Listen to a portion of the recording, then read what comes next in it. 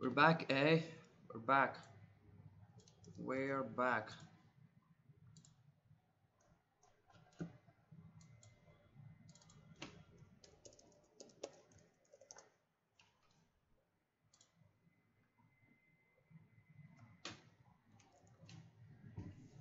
This is part 10.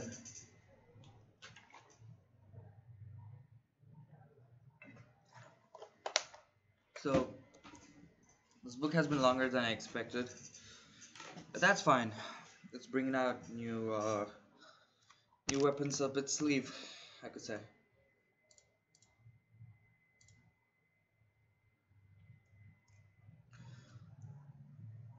3 in part 2. We can come here again, said Julia. It's generally safe to use any hideout twice, but not for another month or two, of course. As soon as she woke up, her demeanor had changed. She became alert and businesslike, put her clothes on, knotted the scarlet sash around her waist, about her waist, and began arranging the details of the journey home.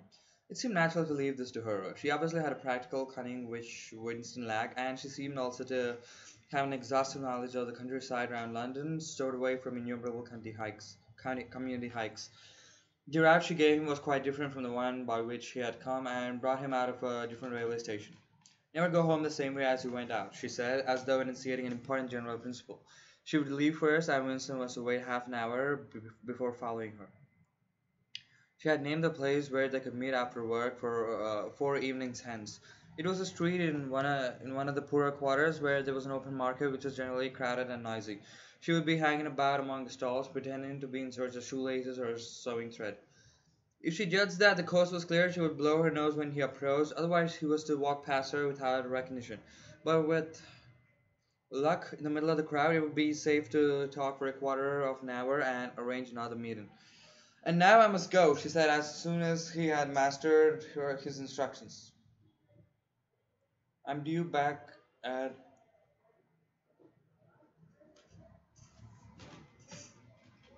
I'm due back at 19:30. I've got to put in 2 hours for the Junior Anti-Sex League, handing out leaflets or something. Isn't it bloody? Give me a brush down, would ya? Have I got any twigs in my hair? Are you sure? Then goodbye, my love. Goodbye. She flung herself into his arms, kissed him almost violently, and a moment later pushed her way through the saplings and disappeared into the wood with very little noise. Even now, he had not found out her surname or her address. However, it made no difference, for it was inconceivable that they could ever meet indoors or exchange any kind of written communication. As it happened, they never went back to the clearing in the wood. During the month of May, there was only one further occasion on which they actually succeeded in making love. That was in another hiding place known to Julia, the belfry of a ruinous church in an almost deserted stretch of country where an atomic bomb had fallen 30 years earlier. It was a good hiding place when once you got there, but the getting there was very dangerous. For the rest, they could meet only in the streets, in a different place every evening, and never for more than half an hour at a time. In the street, it was usually possible to talk after a fashion.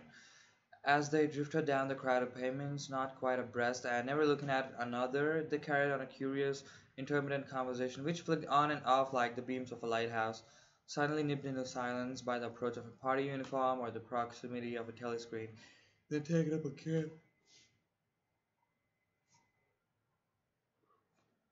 Minutes later, in the middle of a sentence, then abruptly cut short as they parted at the agreed spot, then continued almost without introduction on the following day. Julia appeared to be quite used to this kind of conversation, which she called talking by installments. She was so surprisingly adept at speaking without moving her lips. Just once in a month of nightly meetings, they managed to exchange a kiss. They were passing in silence down a side street. Julia would never speak when they were away from the main streets. When there was a deafening roar, the earth heaved and the air darkened, and Winston found himself lying on his side, bruised and terrified. A rocket bomb must have dropped quite near at hand. At hand. Suddenly he became aware of Julia's face a few centimeters from his own, deathly white as chalk. Even her lips were white. She was dead. He clasped her against him and found that he was kissing a live, warm face. But there was some powdery stuff that got in the way of his lips. Both their faces were quickly coated with plaster. There were evenings when they reached their rendezvous and had to walk past one another without a sign because a patrol had just come round the corner or a helicopter was hovering overhead. Even if it had been less dangerous, it was still been difficult finding time to meet. Winston's working week was 60 hours, Julia's was even longer, and their free days varied according to the pressure of work and did not often coincide. Julia, in any case, seldom had any evening completely free. She spent an astonishing amount of time in attending lectures and demonstrations, distributing literature for the Junior Anti-Sex League, preparing banners for Hate Week, making collections for the savings campaign, and such like activities. It paid, she said, it was camouflage. If you could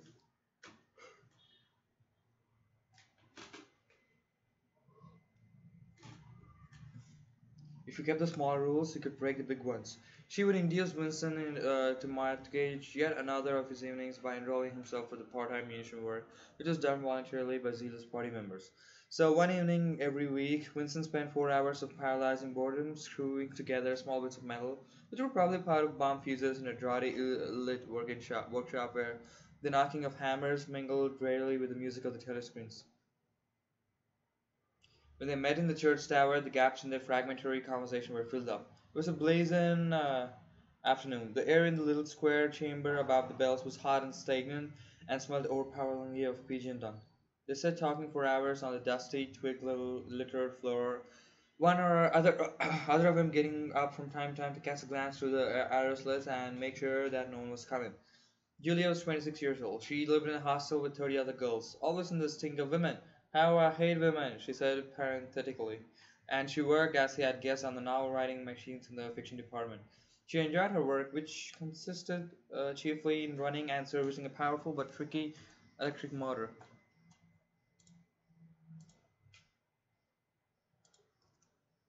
Electric She was not clever, but was fond of using her hands and felt at home with machinery. She could describe the whole process of composing a novel, from the general directive issued by the planning committee down to the final touching up by the rewrite squad. But she was not interested in the finished product. She didn't much care for reading. She said books were just a commodity that had to be produced, like jam or bootlaces. She had no memories of anything before the early 60s, and the only person she had ever known who talked frequently of the days before the revolution was a grandfather who had disappeared when she was 8. At school, she had been captain of the hockey team and had won the gymnastics trophy for 2 years running. There's no four.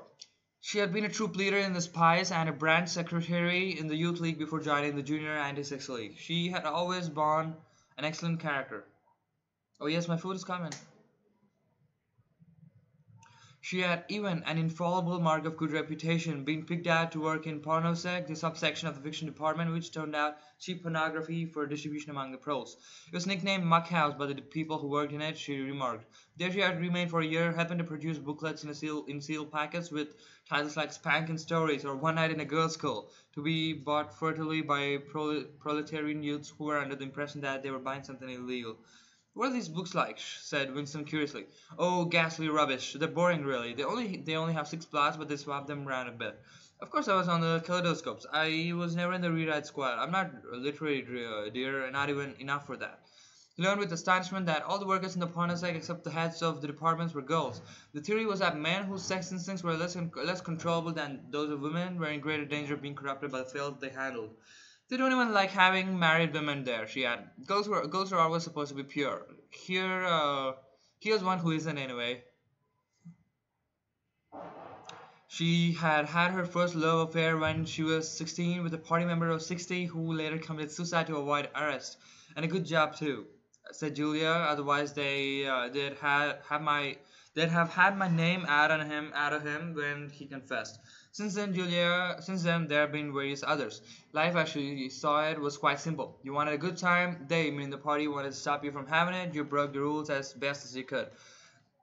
She seemed to think it was just as natural that they should want to rob you of your pleasures as that you should want to avoid being caught. She hated the party and said so in the crudest words, but she made no general criticism of it. Except where it touched upon her own life, she had no interest in party doctrine. He noticed that she never used newspeak words except the ones that have passed into everyday use. She had never heard of the Brotherhood and refused to believe in its existence. Any kind of organized revolt against the party, which was bound to be a failure, struck her as stupid. The clever thing was to break the rules and stay alive all the same. He wondered vaguely how many others like her there might be in the younger generation, people who had grown up in the world of the revolution, knowing nothing else, accepting the party as something unalterable like like the sky, not rebelling against its authority, but simply awaiting it as a rabbit dodges a dog. They did not discuss the possibility of getting married. It was too remote to be worth thinking about. No imaginable committee would ever sanction such a marriage, even if Catherine Winston's wife would somehow have been got rid of. It was hopeless even as a daydream. What was she like, your wife? Said Julia. She was, do you know the newspeak word good thinkful, meaning naturally orthodox and capable of thinking a bad thought? No, I didn't know the word, but I know the kind of person right enough. He began telling her the story of his married life, but curiously enough, she appeared to know the essential part of it already. She described to him, although as almost as though she had seen or felt it, the stiffening of Catherine's body as soon as he touched her, the way in which she still seemed to be pushing him from her with all her strength, even when her arms were clasped tightly around him. With Julia, he felt no difficulty in talking about such things. Catherine, in any case, had long ceased to be a painful memory and became merely a distasteful one. I could have stood it if it hadn't been for one thing, he said. He told her about the frigid little ceremony that Catherine had forced him to go through on the same night every week. She hated it, but nothing would make her stop doing it. She used to call it, but you'll never guess. Our duty to the party, said Julia promptly. How did you know that? I've been at school too, dear. 6 talks once a month for the over 16s and the youth movement. They rub it into you for years. I dare say it works in a lot of cases, but of course you can never tell. People are such hypocrites. She began to enlarge upon the subject. With Julia, everything came back to her own sexuality. As soon as this was touched upon, in any way she was capable of great acuteness. Unlike Winston, she had grasped the inner meaning of the party's sexual puritanism. It was not merely that the sex instinct created a world of its own, which was outside the party's control and which therefore had to be destroyed if possible. What was more important was that sexual privation induced hysteria, which was desirable because it could be transformed into war fever and leadership. The way she put it was, when you make love, you're using up energy, and afterwards you feel happy and don't give a damn for anything. They can't bear you to feel like that. They want you to be bursting with energy all the time. All this marching up and down and cheering and waving flags. It's simply sex gone sour. If you're happy inside yourself, it's sour. Yourself, why should you get excited about Big Brother and the 3 year plans and the 2 minutes hate and all the rest of the bloody rot? It was very true, he thought. There was a direct, intimate connection between chastity and political orthodoxy. For how could you fear the hatred and the lunatic credulity? What is credulity? Believability. Yeah,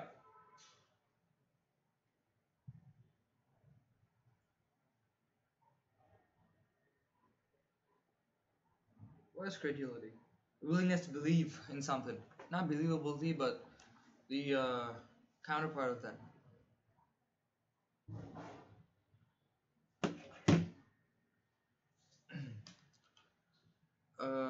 Yeah.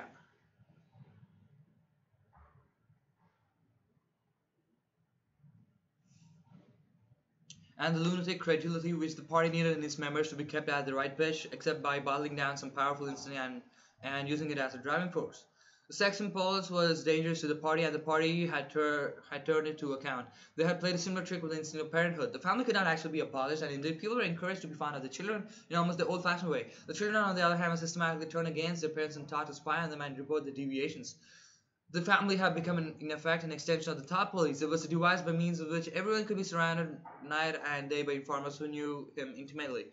Abruptly, his mind went back to Catherine. Catherine would unquestionably have denounced him to the thought police if she had not happened to be too stupid to detect the unorthodoxy of his opinions. But what really recalled her to him at this moment was the stiffing heat of the afternoon, which had brought the sweat out of on his forehead. He began telling Julia something that had happened, or rather had failed to happen, on another sweltering summer afternoon 11 years ago. I'm gonna stop it here. We're gonna pick it up later in the day. Bye bye.